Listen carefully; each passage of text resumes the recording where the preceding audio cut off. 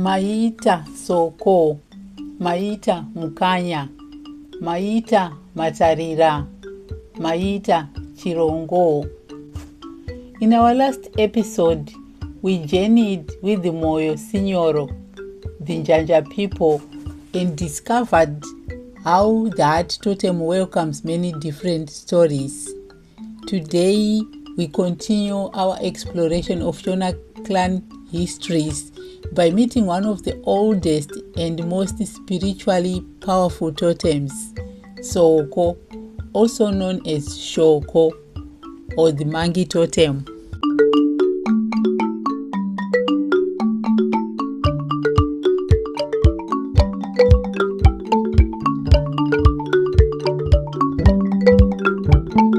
We begin again in Guruuswa, the legendary land of tall grass north of the Zambezi River. According to deep oral traditions, it was here during the ancient Bantu migrations that our ancestors first organized themselves into distinct groups and created the system of totems. The Soko Totem is remembered as one of the very earliest to emerge from Guruuswa. The monkey is clever, it's agile, it's social, and deeply connected to trees and the land. In the same way, Soko people are often described as quick-thinking, adaptable survivors, and close guardians of ancestral spirits. Many of Zimbabwe's most respected Mondoro or spirit mediums belong to the Soko Totem because they are seen as the keepers of the ancestral voice, the ones who can communicate between the living and the departed. Soko bearers do not eat monkey or baboon meat.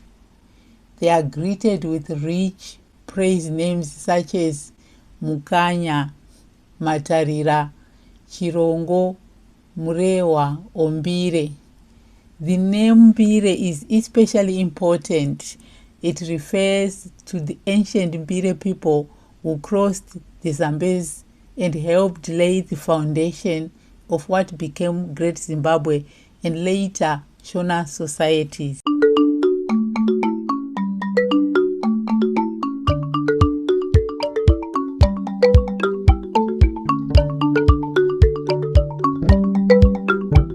Now, how exactly did the different Soko branches emerge? All Soko branches share one common root in Guruuswa. At first, there was essentially one core Soko group, often linked to the ancient Mbire people. As these groups grew and migrated southward in waves, new branches began to form through several important processes. First came a famous event remembered in oral tradition, the Taboo Story.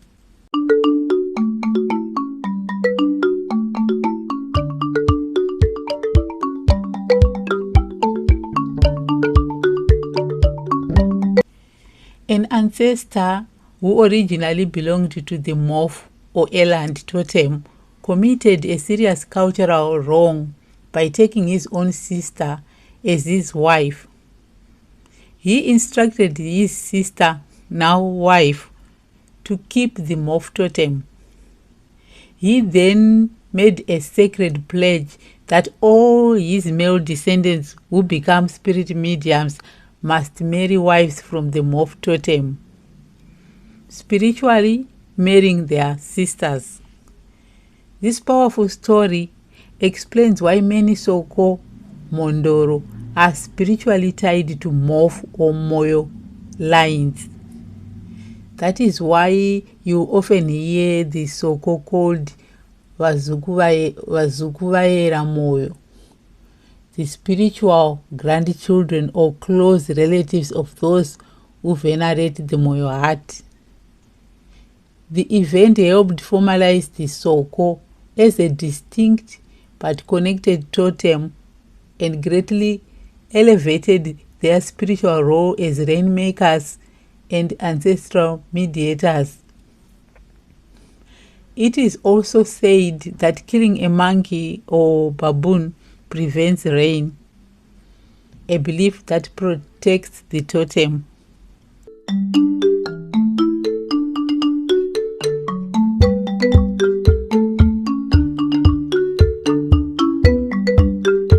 As the Soko groups crossed the Zambezi and moved south around 1000 AD and later, branches continued to emerge through migration and settlement. Different leaders or houses took their followers to new territories, adopting or emphasizing specific praise names, what we call in Shona Chidao, to reflect their new homes, their new roles or achievements. So geography, leadership appointments, and specialized skills all played a part. From these movements, the major Soko branches took shape. So we have Soko Mbire, also called Soko Mokore, the oldest migrating core closely linked to the founders of early stone settlements and the rise of Great Zimbabwe. They carried spiritual practices, ironworking knowledge, and the original Mbire identity. And we have Soko Mukanya, often regarded as one of the earliest or original branches. This group is strongly associated with rainmaking ceremonies, caretaking of holy shrines such as Matonjeni, and sometimes iron smelting. The name Mukanya emphasizes cleverness and deep ancestral connection. Then we have Soko Murewa. It emerged when a group left the Wedza area and settled in what is now Murewa district in Mashonaland East. Murewa means the one who is spoken about or the renowned one, reflecting their growing fame and influence in that region. Then we have Soko Matarira or Chirongo, branches known for endurance, knowledge of chiefly paths, and important spiritual guidance roles. Their praise poetry highlights cleverness and guardianship of old ways. Other regional branches such as Soko Zumba, Soko Nehumba, and Soko Matemai formed later through further splitting, intermarriage, or local chiefly appointments.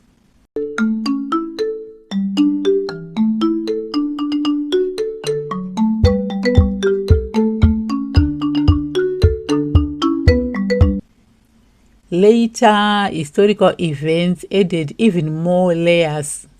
So during the time of the Mutapa state's decline and the rise of Rosi, some Soko groups traveled alongside Changamire Dombo, the famous kuparara Changamire aifamba na Soko. This scattering helped spread Soko lineages even wider across the plateau. Colonial disruptions in the 20th century, including forced relocations, sometimes strengthened clan identity as families gathered to retrace their roots. Even with these different branches, all Soko people recognize one another as sharing the same Mitupo or Totem. The branches show how Shona culture is both unified and dynamic, allowing local identity to flourish while keeping the deeper spiritual and ancestral connections alive. The Soko people played a vital role in the greatness of Great Zimbabwe. Their knowledge of trade, stone building techniques, and spirit practices helped create one of Africa's most impressive medieval civilizations. Soko clans are also known across the centuries as advisors to chiefs, rainmakers, and protectors of sacred knowledge.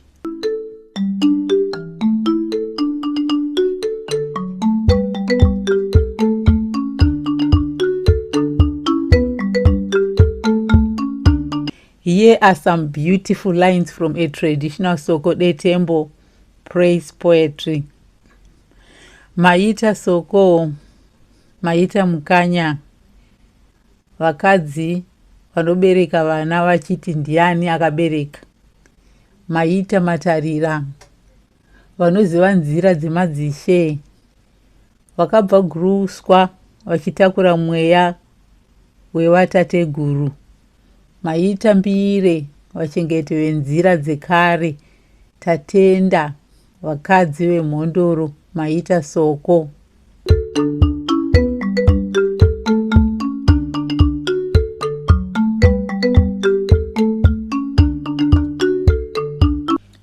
Today, Soko people are found across many provinces, especially in Mashonaland Central, Mashonaland East, Manicaland, and parts of Midlands and Masvingo. They live in both rural and urban areas, working as farmers, teachers, business people, traditional leaders, and spirit mediums. Many still participate in rainmaking ceremonies, ancestral rituals, and clan gatherings that honor their Guruuswa roots and their special role as keepers of spiritual knowledge. The Soko legacy reminds us that cleverness and spiritual connection are as important as physical strength.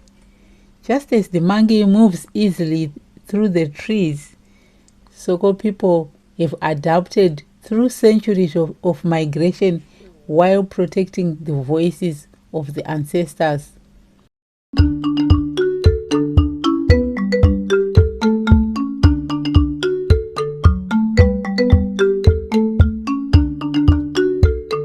From the tall grasses of Guruuswa through the famous taboo that gave them their spiritual strength, through migrations and the building of Great Zimbabwe, to today's vibrant communities, the Soko Totem shows us the power of ancestral memory, adaptability, and deep connection to the spirit world. It also beautifully connects back to the Moyo heart we met in episode 1, proving that Shona clans are not separate but part of one living family. Which totem or clan would you like to explore in episode 3? Are you Soko Mukanya, or are you Soko Mbire, are you Soko Murewa, or another branch? Drop your totem in the comments, share a family story, or ask any questions about Soko history and traditions. If you enjoyed this journey, please like the video, subscribe to the channel, and turn on notifications so that you don't miss the next episode on Zimbabwe's rich clan histories. Tatenda zvikuru. Thank you very much. Maita Soko, maita moyo.